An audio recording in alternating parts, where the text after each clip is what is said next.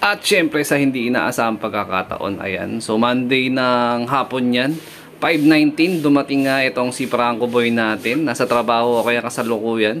Pero gabi ko na na-identify na nasa loop na siya pag uwi ko galing trabaho alas 9. Ayan, napakasaya ng feeling. So itong screen record ng arrival niya, ginawa ko is mag-aalas 11 na ng gabi. Ayan, Lunes ng gabi. Ayan, buti na lang nakabalik siya.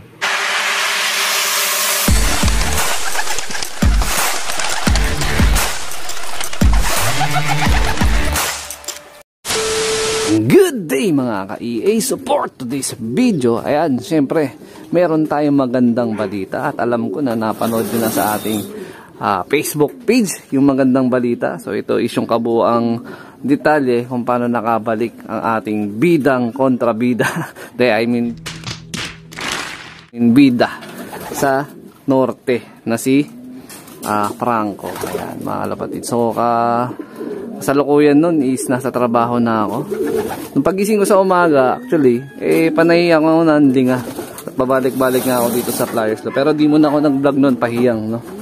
So, sabi ko ba, dapat makauwi pa yung isa nating ibon na si Franco. Dahil marami pa rin naman din talagang nag-see you tomorrow. Especially dun sa mga kalapatids natin, no? Pero yung talagang average ng pauwian, sobrang konti. From 11,000 birds is yung mga nag-clock is nasa 1,000 lang. Tapos yung mga nag-see you tomorrow parang nasa 1,000 plus lang din. So meaning ang magiging Santa Ana race is malamang less than 3,000 birds siguro. Baka mamaya may mga mag-see you tomorrow pa, Tuesday morning. Ayan. So preparation na tayo mga lapatids para sa ating last and final lap ng BBCM race. Tapos magpo-proceed na rin sila ng South. Pero tayo nakakapag South training na tayo, no? Kaya lang medyo nasalanta tayo nung last training kasabay nung fifth lap ng Apari race. So na-smash naman dito sa may South. Dito naman sa North, semi-smash na medyo hard race din. Ayan. So napakababa nga ng average ng pauwian nun. So maganda na lang para sa atin kahit papano pumabor pa kasi nag-uwian naman yung Team South, kompleto pa rin yung 6. Tapos especially eto nga, so hiniwalay ko na muna for the meantime at pinapaarawan ko dito para mabilis na makarecover ang ating ibon.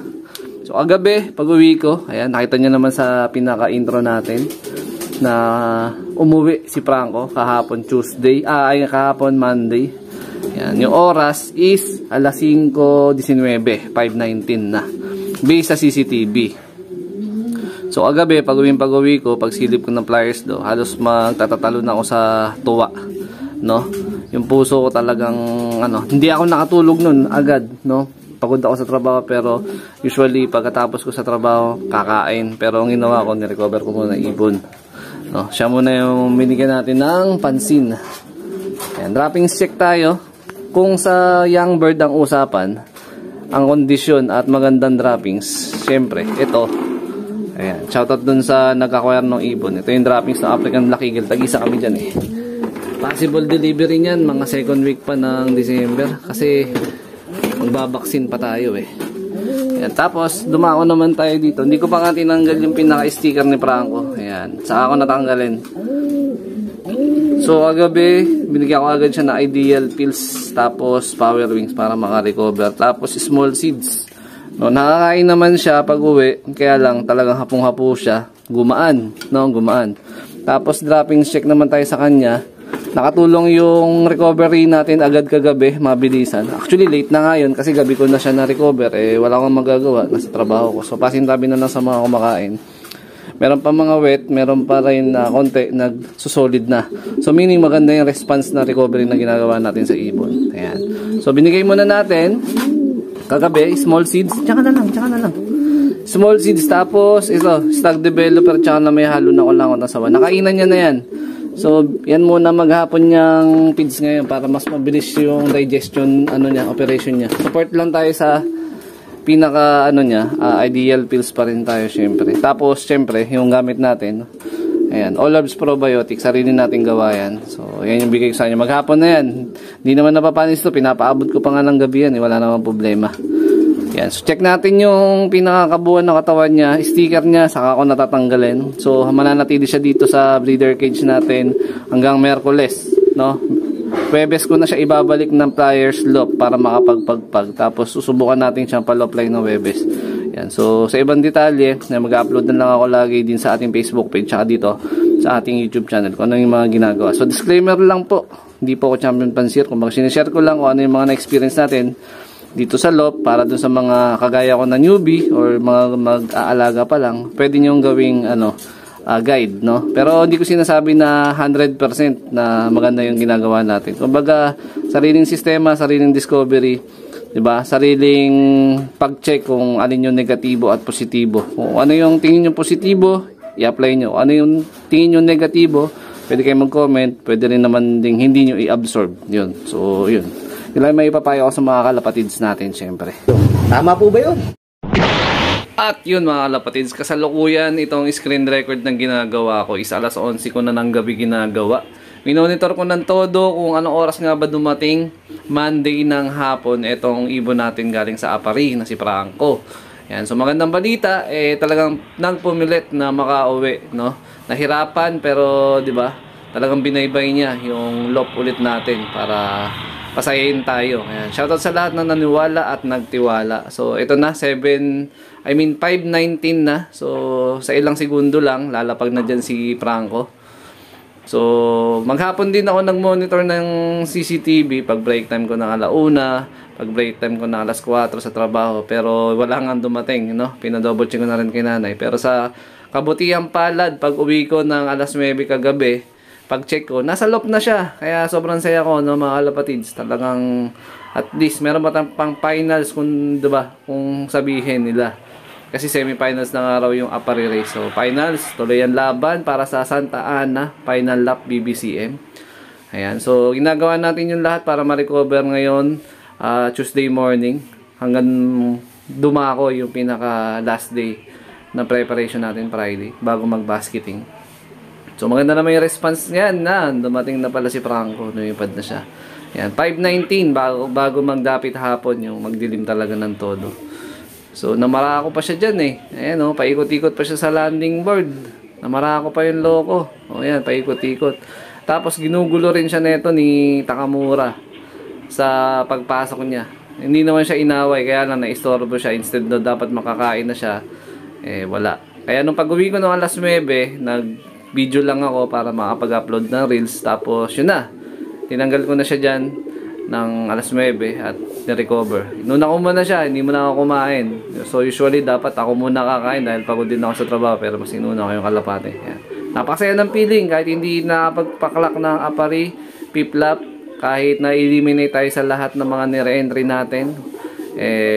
Syempre, masaya pa rin ako para sa naging achievement natin. So kailangan natin i-recover siya para pakabawi, para pagdating ng last and final lap Santa Ana, makapagpaklak na tayo. Yun na yung goal natin sa ngayon, makapagpaklak tayo ng Santa Ana. Wala na tayong ibang nasa isip kundi yun lang. So i-recover siya ng 100% para makaparte pa ng patibayan, patigasan ng BBCM. So shoutout sa lahat ng member at nakapagpa-uwi at nakapagpa-see you tomorrow. Doon sa mga wala pang ibon, antayin nyo lang yung mga ibon nyo, may mga dadating pa yan. So yan, kabog-kabog! A few moments later. So mangyari, yung anak din pala ni Franco is na-post ko na rin sa Facebook page at meron tayong pagbibigyan sa Miyerkules. Ayan. So maswerte yung napa-oo ako. Ayan.